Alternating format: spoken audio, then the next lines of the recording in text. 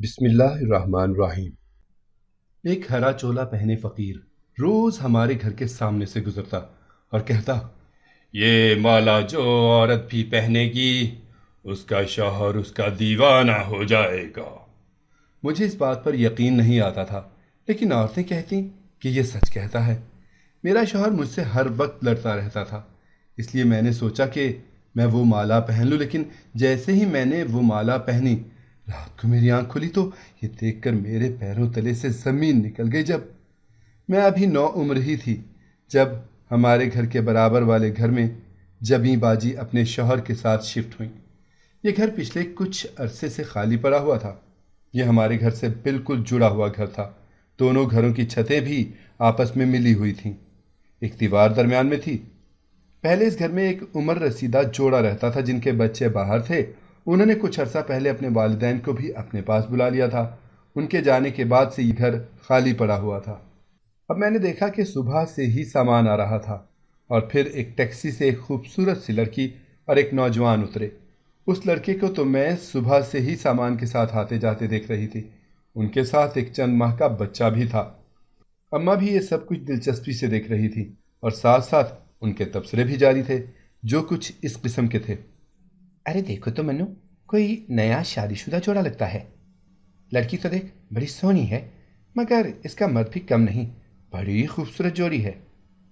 ہاں ماں، ان کا کاکا بھی بہت پیارا ہے، دیکھا تھا بالکل جاپانی گڈا لگ رہا تھا۔ میں نے بھی اماں کے تبصرے پر رائے دی۔ رات کو اماں نے کھانے میں تھوڑا اہتمام کیا اور مجھ سے کہا کہ یہ بیٹا پڑوس میں دے آؤ۔ میں نے بھی شوق سے ٹرے تھامی اور دوپٹہ ٹھیک سے اوڑھتے ہوئے گھر سے نکل کر برابر والے گھر کے دروازے پر دستک دی۔ دروازہ اس لڑکی نے کھولا۔ میں نے ٹرے اسے تھمائی تو وہ شکریہ ادا کرنے لگی۔ تبھی اس نے اپنا نام جبیں بتایا اور مجھ سے میرا نام پوچھا۔ میں نے جھٹ کہہ دیا، میرا نام مناہل ہے، مگر سب مجھے منو کہتے ہیں۔ یہ سن کر وہ ہنس پڑی اور کہنے لگی، منو، اپنی امی کو میری طرف سے شکریہ کہہ دینا۔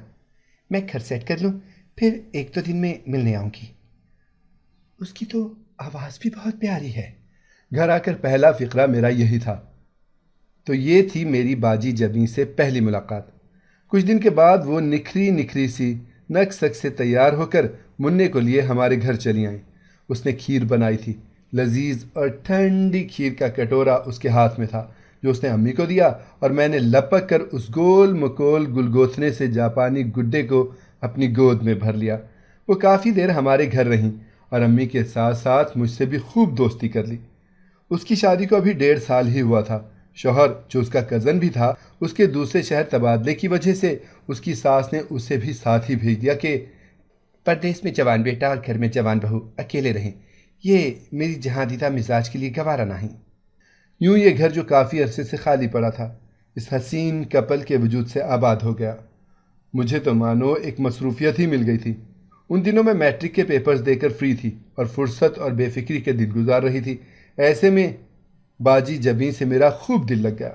وہ شکل کے ساتھ ساتھ دل کی بھی خوبصورت تھیں۔ اب میں تقریباً ہر روز ہی دن کے وقت برابر میں ہی پائی جاتی کہ شرجیل بھائی تو رات تک آتے تھے۔ دونوں گھرانوں میں وقت گزرتے اپنائیت اور خلوص کا گہرا رشتہ بنتا جا رہا تھا۔ اماں تو بڑی بن کر بچے کی پرورش اور دیگر مسائل کے لیے ایک رہنما تھیں، اور مجھے باجی جبیں کی صورت میں ایک بڑی بہن اور سہیلی مل گئی تھی۔ میری ویسے بھی کوئی بہن نہ تھی، 2 بھائی تھے جو مجھ سے بڑے تھے، اور ان کی اپنی ہی ایک دنیا تھی، وہ اس میں ہی مگن رہتے تھے۔ اس لیے میری زندگی میں جو کمی تھی وہ باجی جبیں کی آمد سے پوری ہو گئی۔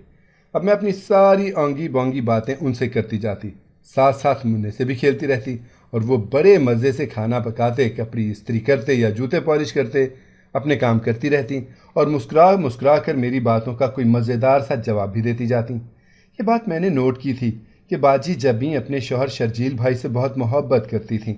ان کا ہر کام اپنے ہاتھ سے کرتیں، اور شوہر کے کام کرتے وقت ان کے چہرے پر ایک انوکھی سی چمک اور روشنی پھیلی محسوس ہوتی۔ وہ اس وقت مجھے دنیا کی حسین ترین عورت لگتی تھیں۔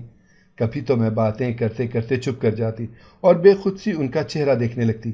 وہ میری طرف دیکھ کر چٹکی بجاتی اور ہنس کر کہتی، کہاں کھو گئی ہو منو؟ میں جھینپ کر نظریں ہٹا لیتی اور بے اختیار ہنستی چلی جاتی۔ کیسے بے فکری کے دن تھے نا، تب سے ہی میرے دل میں یہ ارمان جاگ اٹھا تھا کہ میرے شوہر کو بھی ایسا ہی ہونا چاہیے، شرجیل بھائی کے جیسا، اور میں بھی باجی جبیں کی طرح اسے محبت کروں۔ دیوانی دیوانی سی محبت میں اکثر رات کی تنہائی میں یہ میں سوچتی رہتی۔ کبھی شام ڈھلے امی کچھ پکوان دے کر باجی جبیں کی طرف بھیج دیں تو ان کا الگ ہی روپ نظر آتا۔ پورا دن تو وہ گھر کے کاموں میں مگن رہتی تھیں، مگر شام ڈھلے وہ پوری دل جمعی سے تیار ہوتیں، پور سنگھار کرتیں۔ اس وقت تو ان کی سج دھج دیکھنے والی ہوتی تھی۔ میں دیکھتی تھی کہ پورا دن منع کو بھی نہیں سلاتیں، اپنے ساتھ لگائے رکھتیں۔ ایک دن میں نے کہہ ہی دیا، باجی یہ اتنا تنگ کرتا ہے کاموں میں، آپ نے سونے کی عادت نہیں ڈالی ہوئی دن میں سے؟ تو وہ بے اختیار کہنے لگی، ارے میں خود ہی نہیں سلاتی، اس لیے کہ رات میں جلدی اور پرسکون نیند سوئے۔ پر وہ کیوں باجی؟ ارے بھائی وہ ٹائم تو منع کے پاپا کا ہوتا ہے نا۔ انہوں نے لبوں کا ایک کونا دانتوں میں دباتے ہوئے کہا اور پھر خود ہی ہنس پڑی۔ میں بھی ساتھ میں ہنسنے لگی اور بے اختیار ان کی محبت کے دائمی ہونے کی دعا مانگنے لگی۔ بس یہ عمر تو تھی ہی خواب بننے والی، تو وقت کے ساتھ ساتھ میرے تصورات بھی ایک ایسے شریک سفر کی سنگت سے آباد ہو چکے تھے، اور میں ان خوابوں میں باجی جبیں ہوتی اور ایک دھندلا سا خاکہ میرے ہم سفر کا ان تصورات میں ابھر آتا۔ اس سب کے بیچ میں انٹر کر چکی تھی باجی جبیں کے ہاں ایک اور مہمان کی آمد تھی۔ پتہ چلا کہ شرجیل بھائی نے جو کافی عرصے سے کوشش کر رہے تھے آخر کار کامیاب ہوئے اور ان کا ٹرانسفر ان کے ہی شہر میں ہو گیا۔ ایک ہفتے میں ہی ان کی واپسی تھی۔ باجی جبیں نے یہ خبر سنائی جب، تو میرے ساتھ ساتھ امی بھی اداس ہو گئیں۔ بہت انسیت اور محبت ہو گئی تھی، مگر ان کو جانا تھا سو چلے ہی گئے۔ میں نے اور امی نے گھر کا سامان پیک کروانے میں ان کی کافی مدد کی، اور ایک دن وہ ہمیں دلگیر چھوڑ کر چلی گئیں۔ مجھے تو دنوں چین نہ آیا، وقت ہی نہیں کٹا تھا، عجیب سی بے کلی تاری رہتی۔ وہ تو شکر ہے کہ میری پڑھائی شروع ہو گئی تو دل کو کچھ سکون ہوا۔ دوسری جانب امی نے دونوں بھائیوں کے لیے لڑکی دیکھنے کی مہم شروع کی ہوئی تھی، جو جلد ہی اختتام کو پہنچی اور ہم سب شادی کی تیاریوں میں مصروف ہو گئے۔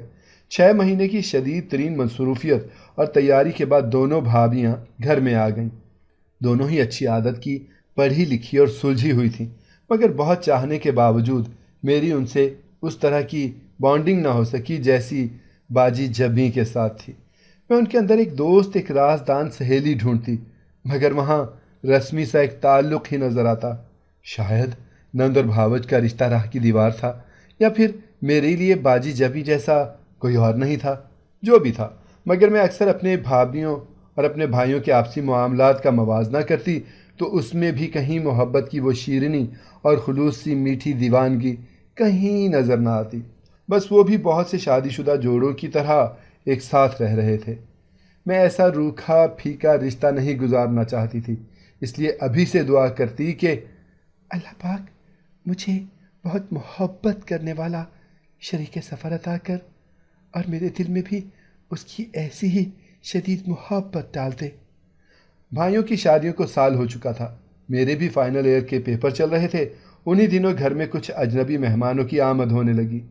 پڑھائی کی وجہ سے میں اتنی مگن تھی کہ میں نے کسی بات پر کوئی توجہ نہ دی۔ مجھے کچھ ہوش ہی نہ تھا، کون آ رہا ہے کون جا رہا ہے۔ پیپروں سے نمٹ جانے کے بعد جب کچھ آسان بحال ہوئے تو پتہ چلا کہ میرے لیے کچھ رشتے آئے تھے، جس میں سے ایک دو قابل غور تھے۔ میں نے امی سے کہا بھی، مجھے دیس نکالا دینے کی بہت جلدی ہے آپ کو؟ اس پر وہ نم آنکھوں سے کہنے لگی، ارے میری بچی یہی دستور ہے دنیا کا، ورنہ بیٹی سے پیارا کچھ نہیں ہوتا۔ بادشاہ بھی بیٹی کو گھر رکھ کر نہیں بٹھاتے۔ اب تم تعلیم بھی مکمل کر چکی ہو، وقت سے اپنے گھر کی ہو جاؤ تو ہماری ذمہ داری بھی پوری ہو۔ میں امی کے گلے لگ گئی اور بے اختیار روتی۔ امی نے کہا، ارے پگلی روتی کیوں ہے؟ دیکھ لے شادی کے بعد کیسے لڑکیاں شوہر کو پیاری ہو جاتی ہیں، پھر مائیں بلائیں بھی تو 100 بہانے ہوتے ہیں نہ آنے کے ان کے پاس۔ اس وقت مجھے باجی جبیں کی یاد آ گئی۔ وہ بھی اپنی امی کے گھر بہت کم جاتی تھیں۔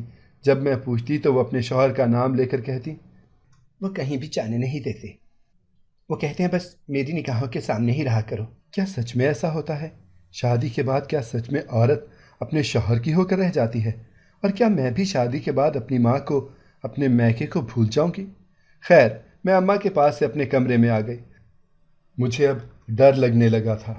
جو میں نے خواب سجا رکھے تھے اگر وہ سارے چکنا چور ہو گئے تو میرا کیا ہوگا؟ کچھ دن کے بعد میری منگنی ہو گئی، ساتھ شادی کی بھی تیاریاں شروع ہو گئیں۔ اماں سے میں نے ایک بار ڈرتے ڈرتے کہا، کیا میں اپنے ہونے والے شوہر کی تصویر دیکھ سکتی ہوں؟ اماں کہنے لگیں، ارے میری بچی، وہ جیسا بھی ہے مجھے تمہارے لیے اچھا ہی لگا ہے، اور امید کرتی ہوں کہ تمہیں خوش رکھے گا، کیونکہ میں کسی کے ساتھ کیا وعدہ نبھانا چاہتی ہوں۔ میں نے حیرانگی سے اماں سے پوچھا، کس سے کیسا وعدہ نبھانا چاہتی ہیں؟ اماں نے لاکھ پوچھنے پر بھی نہ بتایا، بس اتنا کہا، میری بچی، وقت آنے پر پتہ چل جائے گا تمہیں۔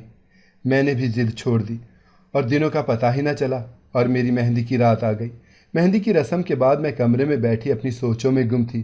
اچانک موبائل بجا۔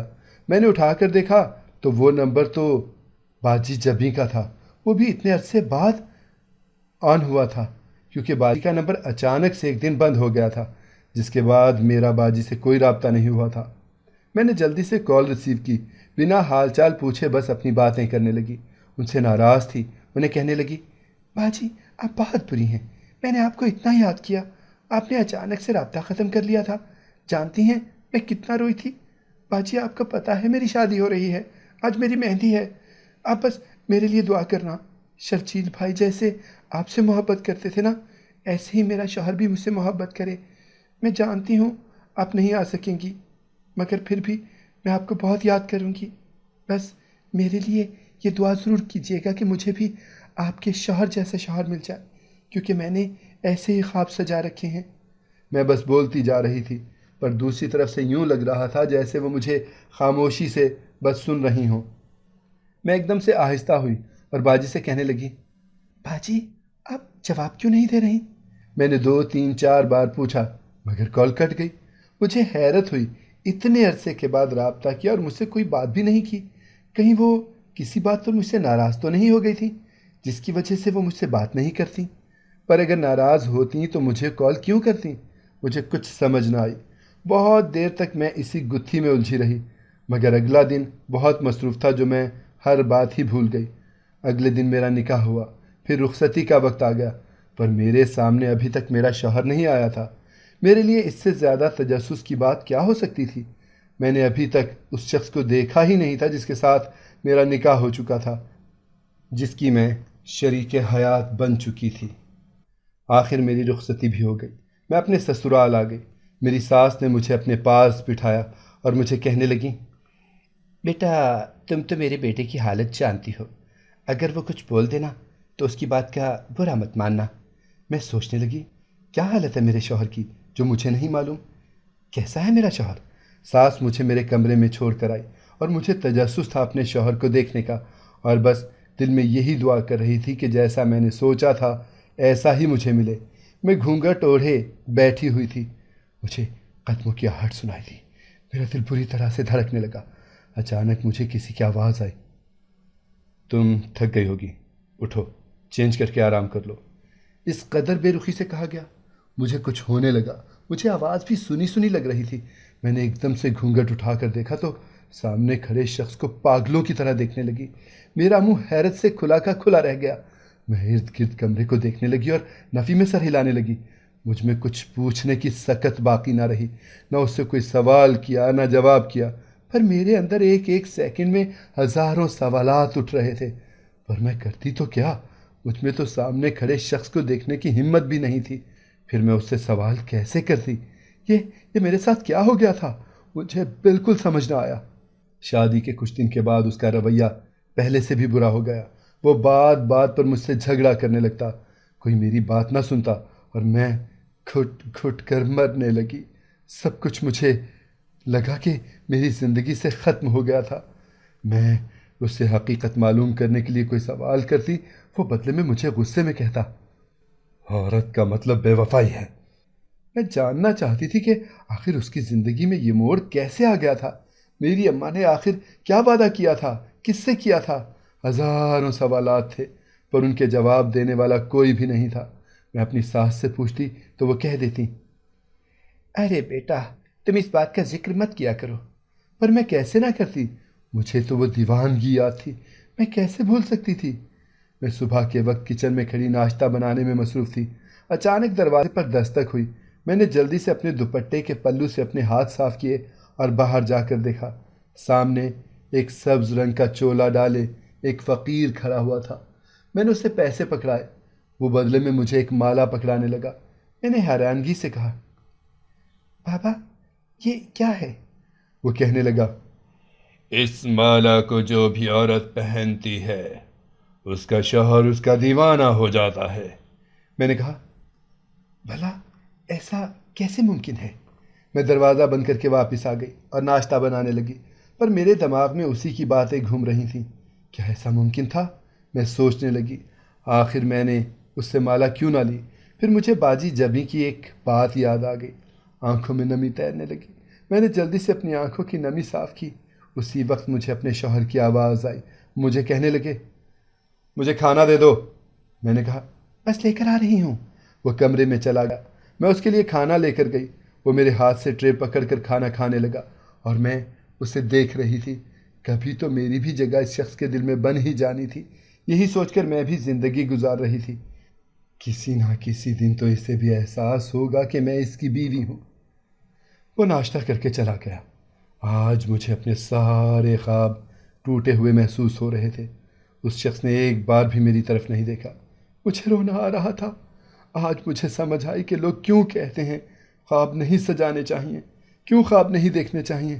آج پتہ چلا تھا، جب یہ ٹوٹ جاتے ہیں نا بہت تکلیف ہوتی ہے، اور میرے خواب بھی آج اسی طرح ٹوٹ گئے تھے، تکلیف ہو رہی تھی۔ نہ جانے کتنی باتیں، کتنے سوال ذہن میں گردش کر رہے تھے۔ چین نہیں آ رہا تھا۔ آخر اس شخص کی لائف میں کیا ہو گیا تھا جو یہ ایسا ہوا ہے؟ کیوں ایسے میرے ساتھ کر رہا ہے؟ میرا کیا قصور ہے؟ مجھے تو کسی نے کچھ بتایا بھی نہیں، یہاں تک کہ میری اپنی سگی ماں نے بھی۔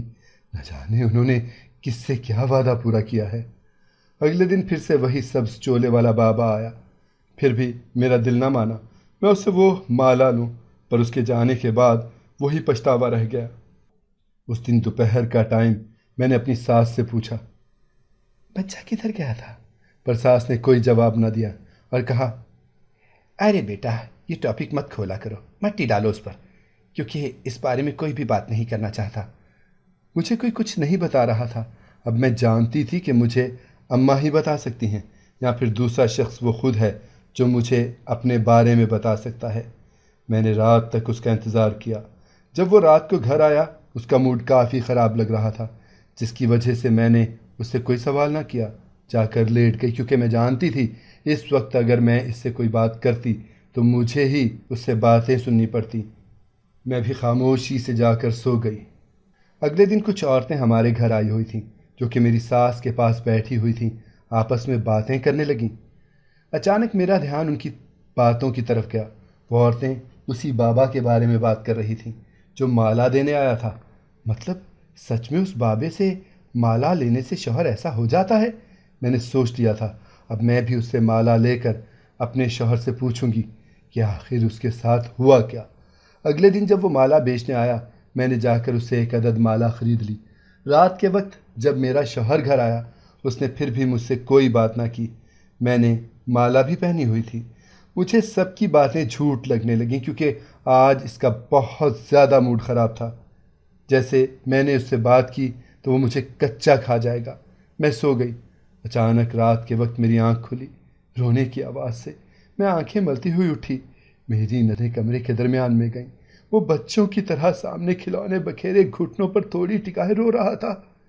وہاں پر اور بھی ایسی چیزیں موجود تھیں جو کہ میں نے ہمیشہ دیکھی تھیں۔